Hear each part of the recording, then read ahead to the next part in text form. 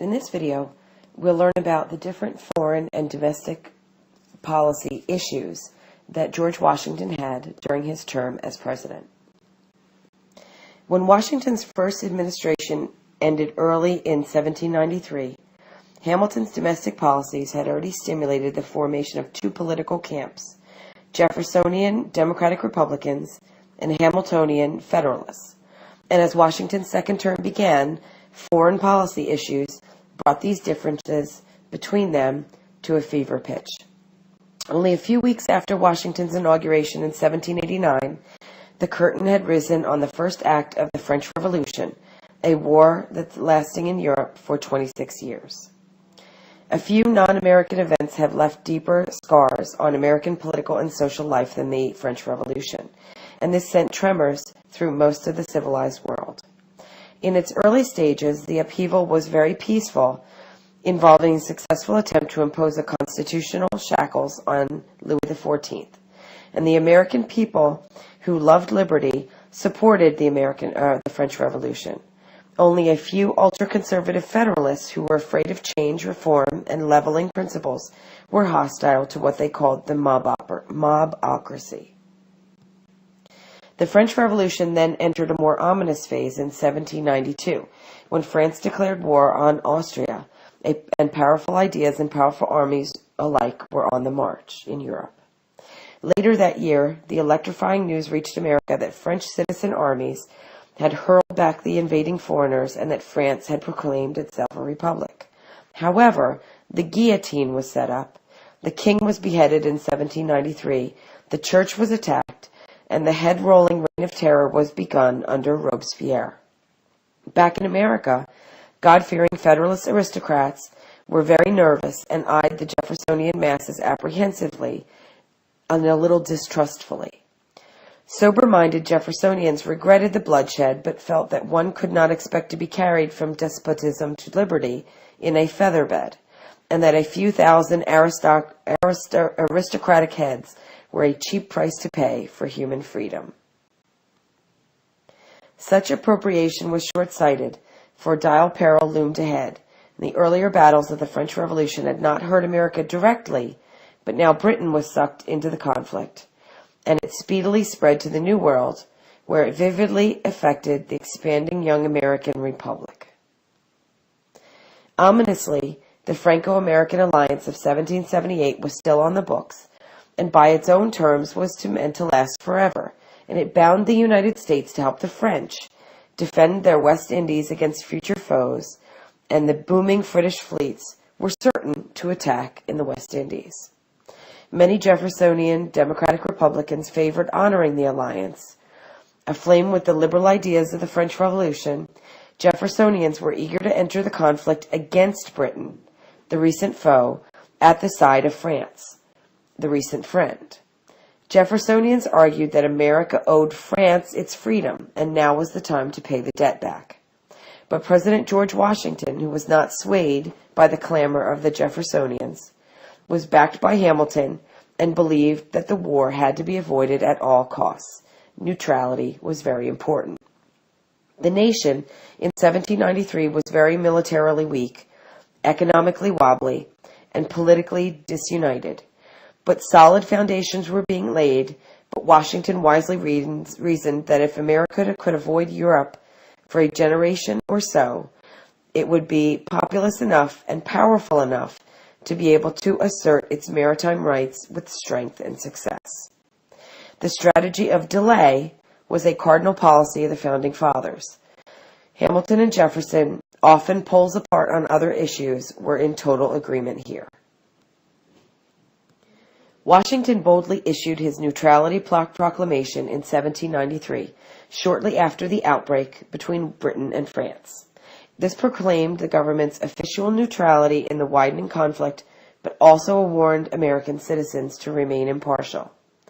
The pro-French Jeffersonians were enraged by the Neutrality Proclamation, especially by Washington's method of announcing it unilaterally without consulting Congress. Debate intensified as a representative of the French Republic, citizen Edmond Genet, came to the United States and with an unrestrained zeal he undertook to fit out privateers and other citizens to take advantage of the existing Franco-American alliance. Genet was swept away by his enthusiastic reception by Jeffersonian Republicans and came to believe that the Neutrality Proclamation did not reflect the wishes of the American people, and he began to try to actively recruit armies to invade Florida, Louisiana, and British Canada. Even Madison and Jefferson were soon disillusioned by his conduct, and after he threatened to appeal over the head of old Washington to the sovereign voters, the president demanded Genet's withdrawal, and the Frenchman was replaced. Washington's Neutrality Proclamation clearly illustrates the truism that self-interest is the basic cement of alliances. Technically, the Americans were not obligated because France never officially called them to honor it. American neutrality, in the end, did favor France. The French West Indies urgently needed Yankee foodstuffs, and if the Americans had entered the war on France's side, the British fleets would have blockaded the American coast and cut off those essential suppliers. America was thus a much more useful to France as a reliable neutral party. President Washington's far-envisioned policy of neutrality was sorely tried by the British. For 10 long years, they had been retaining the chain of northern frontier posts on U.S. soil in defiance of the peace treaty of 1783, and the London government was reluctant to abandon their fur trade in the Northwest Territory, located here. British agents openly sold firearms and firewater to the Indians of the Miami Confederacy, which was an alliance of 8 Indian nations who terrorized Americans invading the Northwest Territory. Little Turtle, a war chief of the Miamis, gave notice that the Confederacy regarded the Ohio River as United States northwestern and their own southeastern border. In 1790 and 1791, Little Turtle's braves defeated armies led by Generals Josiah Harmer and Arthur St. Clair, handing the U.S. one of the worst defeats it ever experienced on the frontier.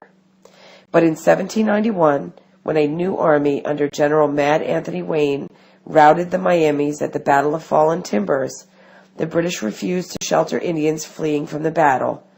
Abandoned, the Indians soon offered Wayne the peace pipe and were forced to sign a treaty. In the Treaty of Greenville, signed in August of 1795, the Confederacy gave up vast tracts of the Old Northwest, including most of present-day Indiana and Ohio. In exchange, the Indians received a lump sum payment of $20,000, an annual payment of $9,000, and the right to hunt on the lands that they had ceded, and they hoped to have their status recognized. On the sea frontier, the British were eager to starve out the French in the West Indies and naturally expected the United States to defend them under the Franco-American alliance.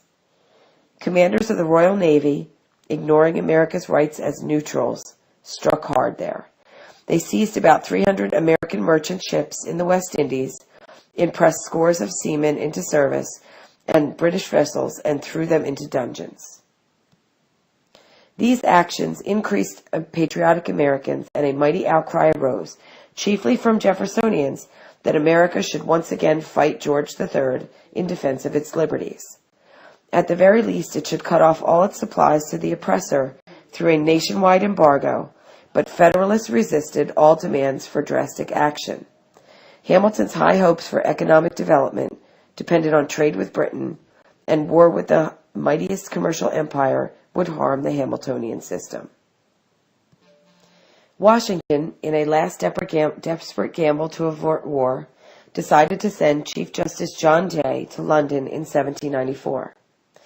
Basically, Jay entered the negotiations with weak cards, which were further sabotaged by Hamilton.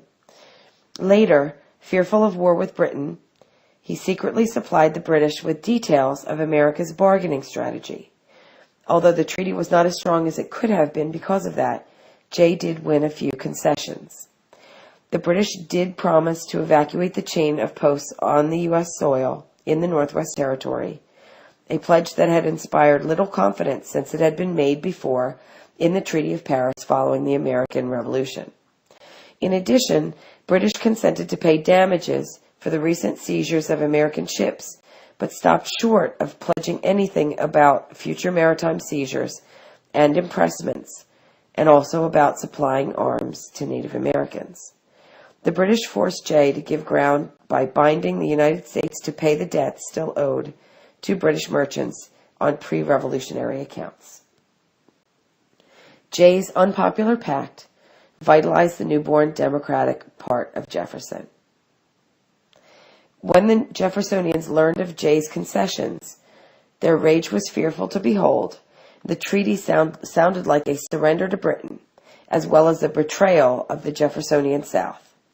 Southern planters would have to pay the major share of debts, which rich Federalist shippers were collecting damages for recent British seizures. Even George Washington's huge popularity was compromised by the controversy over Jay's treaty. There are other unforeseen consequences as well. Fearing that the treaty foreshadowed an Anglo-American alliance, Spain moved hastily to strike a deal with the United States. In Pinckney's Treaty of 1795, Spain granted the Americans what they demanded: free navigation of the Mississippi and a large territory north of Florida. Exhausted after the diplomatic and partisan battles of his second term, President Washington decided to retire. By choice, and his choice contributed powerfully to establishing a two-term tradition for American presidents. Basically, he resigned after serving 2 terms and set a precedent for future American presidents. Contrary to general misunderstanding, Washington did not impose all alliances, but favored only temporary alliances with other countries for extraordinary emergencies. Washington's contributions as president were enormous, even as Alexander Hamilton did some things to make his job more difficult. The central government was solidly established, the West was expanding, the merchant marine was plowing the seas, and above all, Washington had kept the nation out of both overseas entanglements and foreign wars in Europe, specifically with Britain and with France. The experimental stage had passed. The presidential chair could now be turned over to a less impressive figure. When Washington leaves office in 1797, he was showered with the brickbats of partisan abuse, quite in contrast with the bouquets and greetings that had greeted his arrival. We'll discuss more about Washington's presidency and his leaving and the impact on the future presidencies in class.